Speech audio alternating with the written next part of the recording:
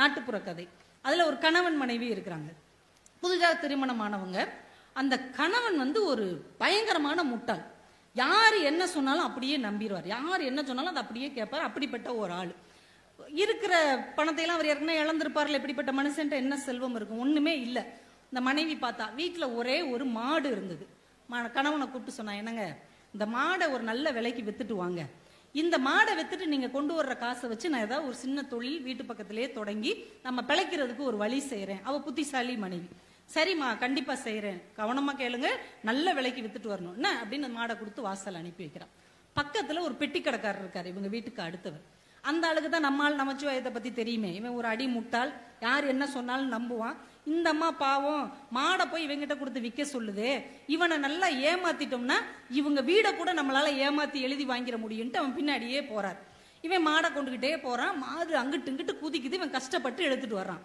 எதுக்க ஒரு ஆள் வர்றார். அவர் ஒரு ஆடு கொண்டு வர்றார். அவர் இவனை பார்த்து, ஆகா நம்மால் நமச்சிவாயன், தம்பி இங்க வாப்பா, ஏன்பா இவ்வளவு பெரிய மாடை கஷ்டப்பட்டு இழுத்துட்டு போற? இந்த ஆடை இழுத்துட்டு போ, உனக்கு ரொம்ப ஈஸி. அப்பனா இந்த மாடை என்ன செய்ய? மாடை என்கிட்ட கொடுத்துரு. சரி, மாடை கொடுத்துட்டு ஆடை வாங்கிட்டு போனான். ஆடை இழுத்துக்கிட்டே போறான். ஆடும் அங்கிட்டு இங்கிட்டு குதிக்குது. அந்த வழியா ஒருத்தர் சேவல் கொண்டு வர்றார். பார்த்தார், ஆகா நம்மால் நமச்சிவாய வர்றான், இவனை ஏமாத்திரலான்ட்டு. ஏண்டா ஆடை போய் அவனாவது இழுத்துட்டு போவானாடா? அது எவ்வளவு கஷ்டம் தெரியுமா? இந்த சேவல்னா பக்குவமா கையில புடிச்சுக்கலாம், இதை வச்சுக்கோ. அப்ப இந்த ஆடை என்ன செய்ய? என்கிட்ட கொடுத்துருடா, இந்தாங்க ஆடை வச்சுக்கோங்க. சேவலை வாங்கி கையில வச்சு பக்குவமா கொண்டு போறான். சேவலும் அந்த பக்கம் இந்த பக்கம் பறக்குது, ஓடி ஓடி பிடிச்சிக்கிட்டே இருக்கிறான். போகும்போது ஒரு டீ கடைக்காரர் பாக்குறாரு. டே என்னடா பண்ற அப்படின்னு. இல்ல, இந்த சேவல் அங்கிட்டு இங்கிட்டு பறக்குது, சந்தைக்கு எடுத்துட்டு போய்கிட்டு இருக்கேன். இங்க வாடா, சேவல்னா பறக்கத்தாண்டா செய்யும், இந்த முட்டையை எடுத்துட்டு போ, ஒரு பிரச்சனையும் இல்லாம இருக்கும், கொடுங்க அப்படின்னு சொல்லி முட்டையை வாங்கிட்டு போயிட்டே இருக்கிறான். இன்னொரு கடைக்காரர் ஒரு டீ ஆத்திக்கிட்டு இருந்தார். பார்த்தார், ஆகா முட்டையோடு போறான். நாட்டுக்கோழி முட்டை மாதிரி இருக்கு, 12 ரூபாய். ஒரு டீ 5 ரூபாய் தான். இவனை ஏமாத்திரலாங்க, வாடா முட்டையை எதுக்கிட்ட எடுத்துட்டு போற? அதான் எனக்கே தெரியல ஏன் முட்டையை எடுத்துட்டு போறேன், கொடு முட்டையை இங்க வச்சுட்டு இந்த டீயை சாப்பிடு அப்படின்னு டீயை கொடுக்குறான். அவன் சந்தோஷமா டீ குடிச்சிட்டு இருக்கிறான். இதையெல்லாம் பார்த்துக்கிட்டே பக்கத்து பெட்டி கடைக்காரர் பக்கத்து வீட்டுல இருந்தார்ல, அவர் உட்காந்து, ஏண்டா உனக்கு ஏதாவது அறிவு இருக்காடா? மாட்டை கொடுத்து ஆட்டை வாங்கின, ஆட்டை கொடுத்து சேவலை வாங்கின, சேவலை கொடுத்து முட்டையை வாங்கின, இப்ப முட்டையை கொடுத்துட்டு டீ வாங்கி குடிக்கிறியே, உன் மனைவிட்ட போய் என்ன சொல்வ? ஆமா நான் என்ன சொல்வேன் அப்படின்னா, நீ இப்ப என்ன சொன்னாலும் உன் மனைவி உன்னைய திட்டி உன்னை அடிச்சு துரத்தி விட போறா, உன் வாழ்க்கையே முடிய போகுது. இல்ல அப்படிலாம் ஆகாது. என் மனைவி என்னை திட்டவே மாட்டா, கோவிக்க மாட்டா, விரட்ட மாட்டா. உனக்கு ரொம்ப ஆச்சரியம், இந்த வாய்ப்பை பயன்படுத்திக்கிட்டணும். சரிடா, ஒரு பெட்டு கட்டுவோம். உன் மனைவி ஒரு வார்த்தை உன்னைய திட்டாலும், உன் மேல கோவப்பட்டுட்டாலும், உன் வீடை நீ எனக்கு எழுதி கொடுத்துடணும். அவ உன்னைய ஒண்ணுமே சொல்லல அப்படின்னா என் கடையை உனக்கு எழுதி கொடுத்துறேன், சம்மதமா? சம்மதம் அப்படின்ட்டான். சுத்தி 10 பேர் நின்னாங்க. எழுதி உடனே ஒப்பந்தத்தை போட்டாங்க. எல்லாரும் போறாங்க. யாரு? நம்மால் நமச்சிவாயன் வீட்டுக்கு. நேரா போனோடனே கதவை தட்டினோடனே மனைவி பாக்குறா. மாடை வைத்துட்டு மனுஷன் பணம் கொண்டு வருவாரு, ஏதாவது தொழில் தொடங்கி வீட்டை நடத்தலாம்னு நினைச்சா வெறுங்கையோட வந்து நிக்கிறாரு. என்னங்க என்ன ஆச்சு அப்படின்னு பக்கத்து வீட்டுக்காரர் சொன்னாருமா, அவன் வீட்டுக்காரர் என்ன பண்ணான்னு தெரியுமா? மாடை கொடுத்தேல, அவன் மாடை கொடுத்து ஆடை வாங்கினான், ஆடை கொடுத்து சேவலை வாங்கினான், சேவலை கொடுத்து முட்டையை வாங்கினான், முட்டையை கொடுத்து ஒரு டீயை வாங்கி குடிச்சிட்டு வந்து நிக்கிறாமா. என்னன்னு பாருவோம் புருஷனுடைய புத்திசாலித்தனத்தை.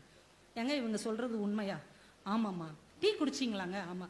நல்லா குடிச்சிங்களா? முழு டீயும் குடிச்சிங்களா? ஆமா நல்லா குடிச்சேன், சூப்பரா போட்டிருந்தாரு, பூஸ்ட் எல்லாம் போட்டிருந்தாரு. வெரி குட், ரொம்ப சந்தோஷம். நீங்க சந்தோஷமா டீ குடிச்சிங்களா? குடிச்சேன். அப்ப உள்ள வாங்க. இப்ப கூட்டமே அதிர்ந்து போயிருச்சு. இந்த பெட்டி கடைக்காரர் கேட்கிறாரு, ஏமா உன் வீட்டுக்காரரை திட்டலையா? ஏன் திட்டணும்? அவர் தான் டீ நல்லா சாப்பிட்டாருல, எனக்கு அந்த விதத்துல சந்தோஷம். ஏமா ஏதாவது சொல்லு. சுத்தி உள்ளவங்களாம் சொன்னாங்க, இந்த பார் அவ திட்டலைன்னா உன் கடையை எழுதி தரேன்னு சொன்னேன், இனிமே குழப்பாத, மரியாதையே கடையை எழுதி கொடுத்துரு. கடையை எழுதி கொடுத்துட்டான். மறுநாள் அவனை கூப்பிட்டு கேட்கறான், நம்மால் நமச்சிவாயத்துல, எப்படா இவ்வளவு பெரிய முட்டாள்தனை நீ பண்ணி என் மனைவி திட்ட மாட்டேன்னு அவ்வளவு உறுதியா சொன்ன, அவ்வளவு உன்னைய திட்டல, எப்படா? அவன் சிரிச்சுக்கிட்டே சொன்னான், இல்லையா கல்யாணமான நாள் என் மனைவி நானும் ஒரு விஷயம் பேசிக்கிட்டோம். நமக்குள்ள எவ்வளவு பிரச்சனை வந்தாலும் எவ்வளவு கோபதாபம் வந்தாலும் அடுத்தவங்களுக்கு முன்னாடி அதை காட்டிக்கிறவே கூடாது அப்படின்னு நாங்க 2 பேரும் சத்தியம் பண்ணிக்கிட்டோம். அதனாலதான் நான் உறுதியா சொன்னேன், உங்க எல்லாருக்கும் முன்னாடி அவ என்னை நிச்சயம் திட்டமாட்டான்னு சொன்னேன். அவளும் திட்டல. இப்ப வாழ்க்கை எப்படி இருக்கு பாருங்க. ஒருவரை ஒருவர் புரிந்து கொள்ளக்கூடிய மனசு அமைந்து விட்டால் எவ்வளவு மோசமான நிலைமையில் இருந்தாலும் கூட அந்த வாழ்க்கை மீட்டு எடுக்கப்படும் என்று இந்த நாட்டுப்புற கதை நமக்கு கற்றுக் கொடுக்கிறது. இன்னைக்கு நம்ம குடும்பத்துல பெரிய பிரச்சனைகள் வருவதற்கு அடிப்படை காரணமே குடும்ப பிரச்சனைய அடுத்தவங்ககிட்ட போய் சொல்றது. மூணாவது மனுஷன்ட்ட போய் நீதி தேடுறது, நாலாவது மனுஷன்ட்ட போய் நியாயம் கேட்கறது. தயவு செஞ்சு அதை பூரா ஒரு அள்ளிரப்பரை வச்சு அழிச்சிட்டு, எவ்வளவு பிரச்சனை வந்தாலும் கணவன் மனைவி என்பவர்கள் தனித்துவமானவர்கள், அவங்க பிரச்சனை அடுத்தவர்களுக்கானது அல்ல என்று உங்க மனசுப்படி முடிவு செய்து விட்டீர்கள் என்றால், விவாகரத்து என்கின்ற மனமுறிவு என்கின்ற வார்த்தைக்கு இனிமேல் அர்த்தம் இல்லாமல் போய்விடும் என்பதை தயவு செய்து அடுத்த தலைமுறைக்கு கற்றுக் கொடுங்க.